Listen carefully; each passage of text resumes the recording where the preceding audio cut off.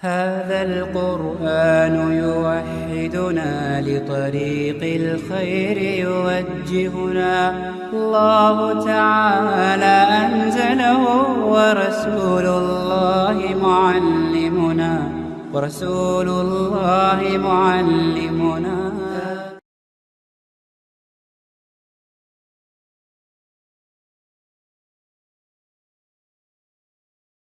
وعلیکم ورحمۃ اللہ وبرکاتہ۔ نحمده ونصلي على رسوله الكريم اما بعد فاعوذ باللہ من الشیطان الرجیم بسم اللہ الرحمن الرحیم رب اشرح لي صدری ويسر لي امری واحلل عقدۃ من لسانی یفقہوا قولی۔ آج سے پروگراموں کے ایک نئے سلسلے کا آغاز کیا جا رہا ہے۔ ہمارے رسول پیارے رسول، ہمارے رسول محمد الرسول اللہ صلی اللہ علیہ وسلم، آپ کا نام، آپ کی ذات کسی تعارف کی محتاج نہیں، لیکن آپ کا ذکر اور آپ کی صفات اور آپ کے کمالات کا تذکرہ ہم سب کے لیے دلوں کی راحت اور دلوں کی ٹھنڈک کا باعث ہے۔ آپ کی ذات ہم سب کے لیے ہدایت کا ایک بہترین نمونہ ہے۔ آپ ہم سب کے رہنما ہیں۔ آپ دنیا کے کامیاب ترین انسان ہیں۔ جو بھی اس دنیا میں اور دوسری دنیا میں کامیاب ہونا چاہتا ہے، اس کے لیے اس کے سوا کوئی چارہ نہیں کہ وہ آپ کی ذات کے ساتھ ایک گہرا تعلق پیدا کرے،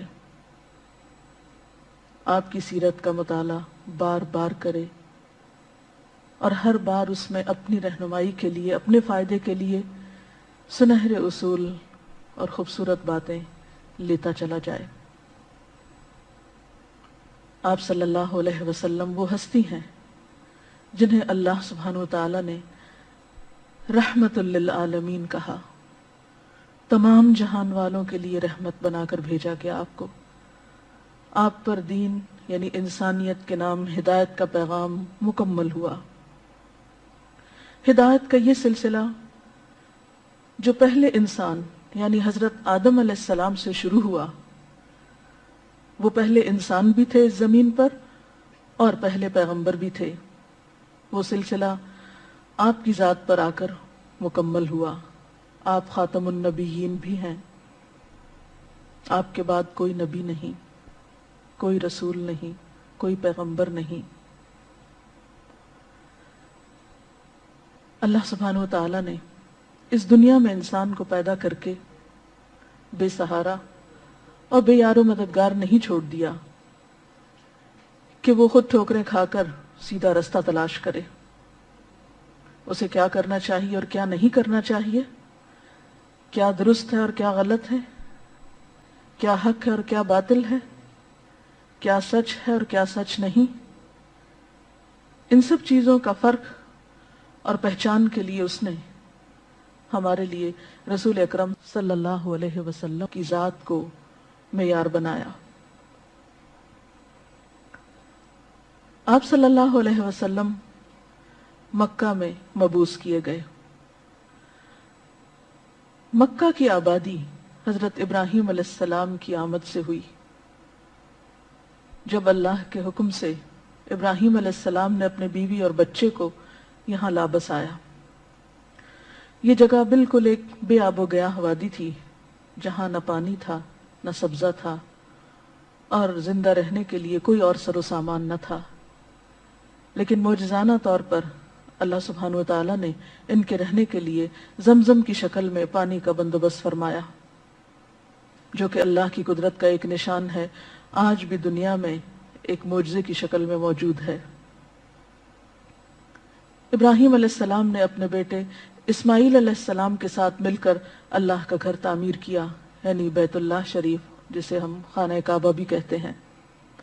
یہ گھر توحید کا ایک نشان تھا۔ اس گھر کو بنانے کے بعد انہوں نے لوگوں کو اللہ کی طرف بلایا اس گھر کی زیارت اور حج کے لیے، اسی موقع پر ابراہیم علیہ السلام نے ایک بہت خوبصورت دعا کی تھی، اللہ تعالیٰ کے سامنے اپنی ایک آرزو رکھی تھی، کیا کہ ربنا وابعث فیہم رسولا منہم، کہ اے اللہ ان لوگوں میں سے، یعنی میری اس نسل میں سے، ان کے اندر ان کی ہدایت کے لیے ایک رسول مبعوث فرما جو ان کو تیری آیات پڑھ کر سنائے، ان کا تزکیہ کرے، انہیں کتاب اور حکمت کی تعلیم دے۔ ابراہیم علیہ السلام اپنا مشن مکمل کرنے کے بعد دنیا سے چلے گئے۔ اسماعیل علیہ السلام کی آل اولاد اس شہر میں پھلتی پھیلتی اور بڑھتی رہی، اور پھر ایک وقت ایسا آیا کہ توحید کا یہ مرکز خانہ کعبہ پھر بتوں کی آلائش سے بھر گیا۔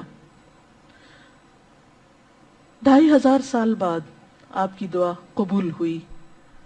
رسول اکرم صلی اللہ علیہ وسلم توحید کے پیغام کو دنیا میں عام کرنے کے لیے تشریف لائے۔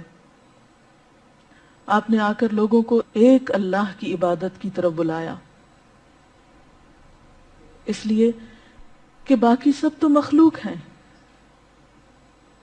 اس زمین پر اللہ کے سوا کوئی بھی چیز جس کی عبادت کی جائے وہ سب تو بنائی ہوئی ہے، مخلوق ہے، خالق تو بس ایک ہی ہے، اور عبادت کے لائق بھی پھر وہی ہے۔ یہی آپ کا پیغام تھا کہ اے لوگو، انسانوں کی غلامی سے نکلو، بتوں کی غلامی سے نکلو، مال و دھن کی غلامی سے نکلو، اور صرف ایک اللہ کے ہو جاؤ جس نے تمہیں پیدا کیا، جس نے تمہیں رزق دیا، جس کی طرف سے تم یہاں آئے ہو اور جس کی طرف تمہیں واپس پلٹ کر جانا ہے۔ لیکن لوگوں کو آپ کی باتیں اچھی نہ لگی۔ 13 سال تک آپ مکہ میں دن رات اللہ کا پیغام پہنچاتے رہے، پوری خیرخواہی کے ساتھ، لوگوں کی تمام کڑوی کسیلی باتیں بھی سنی، تانے بھی سنے۔ آپ کے ساتھیوں کو جسمانی طور پر بھی طرح طرح کی آزمائشوں میں مبتلا کیا گیا، لیکن آپ اپنا پیغام دینے سے باز نہ آئے۔ آپ کے سامنے بڑی بڑی آفرز رکھی گئیں کہ اگر آپ چاہیں تو آپ کو مکہ کا سردار بنا لیا جائے، آپ چاہیں تو آپ کے سامنے مال و دولت کے ڈھیر لگا دیے جائیں، جس عورت سے چاہیں آپ کی شادی کرا دی جائے گی۔ لیکن آپ نے یہ سب باتیں سن کر کیا فرمایا کہ خدا کی قسم، اگر میرے دائیں ہاتھ میں سورج اور بائیں ہاتھ میں چاند لا کر رکھ دیا جائے تو بھی میں یہ پیغام پہنچانے سے باز نہیں آؤں گا۔ لیکن کیا ہوا؟ مخالفت بڑھتی گئی، حتیٰ کہ ایک دن آپ کو اللہ کا یہ پسندیدہ شہر، اپنی محبوب بستی یعنی مکہ کا شہر چھوڑ کر مدینہ کی طرف ہجرت کرنا پڑی۔